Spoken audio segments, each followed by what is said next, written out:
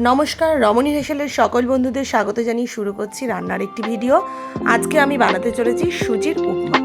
কিভাবে টিপস সহ ঝরঝরে সুজির উপমা আমি বানাই, তো দেখতে থাকুন। সুজির উপমা বানানোর জন্য আমি এখানে সুজি নিয়ে নিয়েছি। শুকনো খোলায় সুজিটাকে ভালো করে ভেজে নিচ্ছি। এদিকে আমি সবজি নিয়ে নিয়েছি, আর নিয়েছি কারি পাতা ফোড়নের জন্য, সর্ষে, শুকনো লঙ্কা। কড়াইতে তেল দিয়ে যে সবজিগুলো আমি কেটে রেখেছি সেটা দিয়ে দিচ্ছি। তার আগে ফোড়নের জন্য দিয়ে দিলাম সর্ষে, একটা শুকনো লঙ্কা আর কারি পাতা।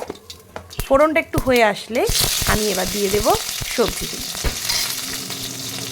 সবজির মধ্যে আমি নিয়েছি ফুলকপি, পেঁয়াজকালি, গাজর আর একটু সিম। দিয়ে দিয়েছি কাঁচা বাদাম। সব কিছু ভালো করে ভেজে নিচ্ছি। ভাজার সময় আমি একটু নুনের ব্যবহার করেছি।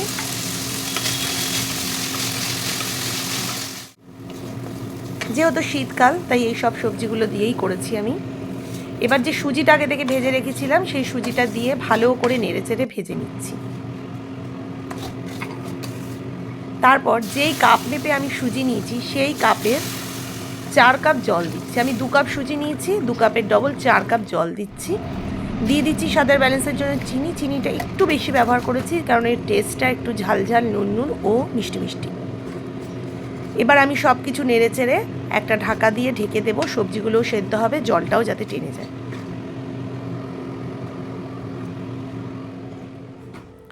ঢাকা খুলে সমস্ত জল আমার টেনে গেছে। এবার ভালো করে আবারও একটু ভেজে নেব। এই সময় কিন্তু গ্যাসের ফ্লেমটা একদম লোতে রাখবেন, কারণ গ্যাসের ফ্লেম যদি এই সময় বাড়ানো থাকে তাহলে সুজিটা নিচ থেকে লেগে যাবে। ভালো করে নেড়েচেড়ে নিচ্ছি। দিয়ে দিলাম ওপর থেকে একটু পাতিলেবুর রস।